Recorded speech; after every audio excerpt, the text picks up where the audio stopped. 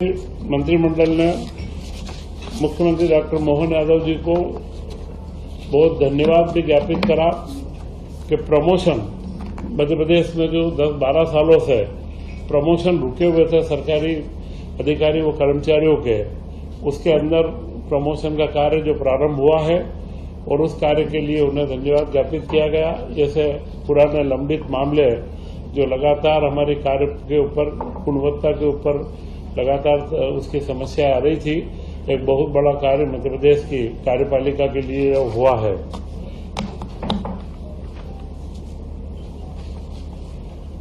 Cabinet के अंदर जो महत्वपूर्ण निर्णय हुए हैं उसमें स्वामित्व योजना, यह योजना प्रधानमंत्री नरेंद्र मोदी जी के नेतृत्व में, उनके मार्गदर्शन में जो पूरे देश में हुई है, हमारे यहाँ पर भी स्वामित्व योजना में पूर्व में मंत्रिमंडल ने निर्णय लिया था कि जितने भी पट्टे बने हैं जिनको रजिस्ट्री करवाएंगे उनका स्टाम्प शुल्क नहीं लिया जाएगा, परंतु इसके बाद उपकर और पंचायत के अंदर जो अतिरिक्त शुल्क था उसका भी इसमें ये रखा गया कि स्वामित्व योजना का पट्टा पूर्णतः सरकार करवा करके आम आदमी को उपलब्ध करवाएगी, तो ये उपकर की बाध्यता को भी इसमें से छूट दी गई है।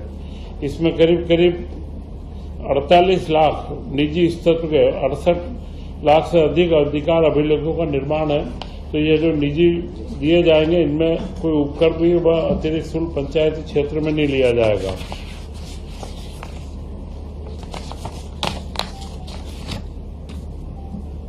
आधुनिक समय में लगातार जो बदलाव हुए हैं, मध्य प्रदेश में Madhya Pradesh state electronic development corporation के द्वारा आज से 12-13 साल पूर्व डाटा सेंटर की स्थापना की गई थी, परंतु इस 12 साल के अंदर जो विकास हुआ है और उन सारे विकास और टेक्नोलॉजी का जो अपग्रेडेशन हुआ है, तो इस डाटा सेंटर में भी नया पूरा अपग्रेडेशन करना, आधुनिक तकनीक का इस्तेमाल करना, एआई का इस्तेमाल करना, इसके लिए एक 800 करोड़ की योजना मंजूर की गई है कि मध्य प्रदेश का डाटा सेंटर अत्याधुनिक हो, उसकी क्षमता बढ़े, और उसके बारे में एसीडीसी को अतिरिक्त बजट इसके अंदर दिया गया है। उसी के साथ में आईटी के संबंधित इलेक्ट्रॉनिक इक्विपमेंट के जो डिवाइस मैन्युफैक्चरर भी हैं, आईटी के भी जो पार्क लगते हैं छोटे बड़े, इन सब में अभी तक आईटी विभाग जमीन देता था, परंतु एक महत्वपूर्ण परिवर्तन ये किया गया है कि अब इनको इस तरीके के आईटी के जो भी उपक्रम होंगे इन्हें औद्योगिक क्षेत्रों में भी जमीन उपलब्ध करवाई जाएगी, और नियम जो मध्य प्रदेश की औद्योगिक नीति के नियम है उन नियमों के अनुसार इसके अंदर जमीन हम लोग उपलब्ध करवाएंगे। इससे आईटी सेंटर में बढ़ोतरी होगी। मुख्यमंत्री जी ने विशेष रूप से एक इसके अंदर संशोधन करवाया है कि हर जिलों के अंदर भी छोटे छोटे IT park plug and play वाले बनाया जाए, जिससे स्थानीय भी औद्योगिक क्षेत्र तो हम बनाते हैं, परंतु आईटी के भवन नहीं होते जो छोटी छोटी वर्क स्पेस चाहिए, तो उसके लिए भी निर्माण का प्रावधान इसके अंदर किया गया है। इसी के अंदर एक योजना विज्ञान प्रौद्योगिकी विभाग की जिसे निरंतरता दी गई है, वह उज्जैन के डोंगला स्थित आचार्य वराहमिहिर खगोली वेधशाला स्थापित की जा रही है। तो उसके अंदर करीब 39 करोड़ रुपए अगले 5 वर्षों में खर्च करके, और इसका जो आधुनिकीकरण वो जो वर्तमान संदर्भों के साथ में इसका तालमेल रहे, इसका ये कार्य भी हम लोग कर रहे हैं।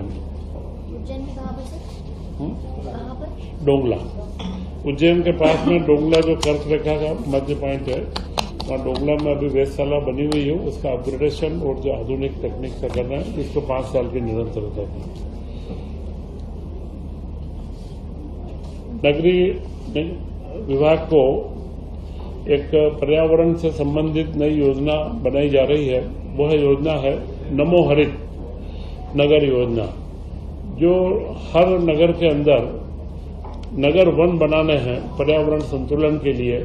उसके लिए नमो हरित योजना में अगले 5 सालों के लिए 100 करोड़ का प्रावधान किया गया है कि जो नमो वन बने, नगर वन जो बने, उन वनों में स्थापना के समय भी CSR या स्थानीय जन भागीदारी की राशि जो मिलेगी उसका बराबरी का राशि राज्य सरकार वहन करेगी और उसी के साथ में प्रति वर्ष 5 सालों तक उनके मेंटेनेंस के लिए भी उसका पूरे नियम बनाए हुए हैं, उनको मेंटेनेंस की राशि भी राज्य सरकार देगी। तो इन वनों का निरंतर जो हम लोग वन बनाते भी है तो उसके बाद उसका मेंटेनेंस, अपग्रेडेशन और उसका सारा कार्य चलता रहे। सर राशि कितनी? 100 करोड़ का प्रावधान 5 साल के लिए रखा है। लोक स्वास्थ्य में एक महत्वपूर्ण निर्णय लिया गया है क्योंकि अभी हर जिलों के अंदर वो छोटे जो हमारे सामुदायिक स्वास्थ्य केंद्र हैं उन सब में विशेषज्ञ डॉक्टरों की बड़ी कमी है।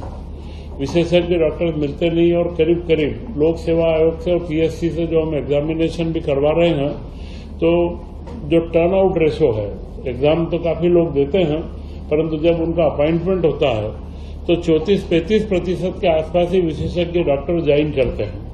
अभी यह नियम में बदलाव कर रहे हैं कि जहां पर ऐसे पद खाली है वहां पर विभाग अपने स्तर के ऊपर विशेषज्ञों को भर्ती करेगा और उसको जब वह सर्विस के लिए आएगा तो उसको स्पष्टता रहेगी कि मुझे इस क्षेत्र में कार्य करना है। वो जो 2-4 जगह चिन्हित रहेगी जो जिला है या जिले के आसपास के सामुदायिक स्वास्थ्य केंद्र है कि उनको यहाँ पर कार्य करना है, इससे उनका आकर्षण बढ़ेगा।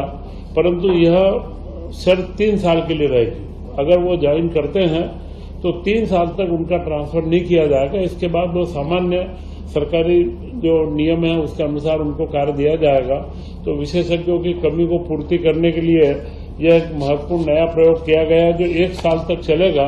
1 साल में अगर नहीं सुविधा नहीं है, नॉर्मल रेगुलर जो सर्विस है उसी के अंदर अपॉइंट किया जाएगा। तो 3 साल ट्रांसफर नहीं किया जाएगा बस। उसके बाद वो सामान्य जो डॉक्टर्स जो हमारे रहते हैं उन्हीं के बराबर समकक्ष रहेगा। सर सीधी भर्ती हो जाएगी एक तरीके से, है ना? ये से लोक सेवा आयोग से नहीं होते हुए विभाग अपनी कमेटी बना करके और उनको सीधी भर्ती करे। जितने खाली आते जाएंगे, अभी जितने पद खाली है और जहाँ पर PSC से नहीं भर पा रहे हैं उन सारे पदों के ऊपर नीति बना करके इसमें रखा है। विशेषज्ञों का, सामान्य डॉक्टरों का नहीं, विशेषज्ञों का, स्पेशलिस्ट। जिसमें विधा में तो MS MD हो, MS हो, यही लोग विशेषज्ञ उसी में आते हैं।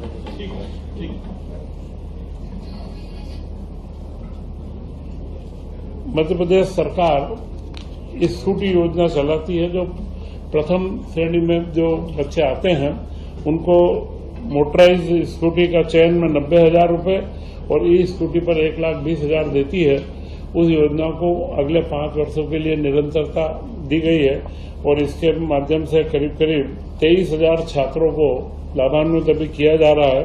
तो 495 करोड़ अगले 5 सालों में इस योजना की निरंतरता की भी स्वीकृति दी गई है।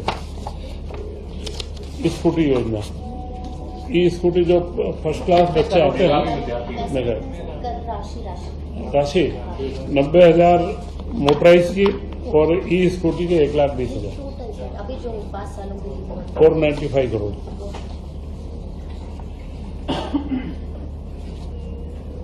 एक महत्वपूर्ण निर्णय भी आज लिया गया है कि जब हम लोग खरीदी करते हैं खाद्यान्न की, गेहूं की, धान की, ज्वार और बाजरा, इन चारों का केंद्र सरकार के कोटे के अनुमान से हम लोग यहाँ पर प्रदेश में खरीदी करते हैं। कई बार उसमें खरीदी ज्यादा होती है, किसानों की संख्या बढ़ती है या कई बार हमें ज्यादा खरीदी भी करना पड़ती है।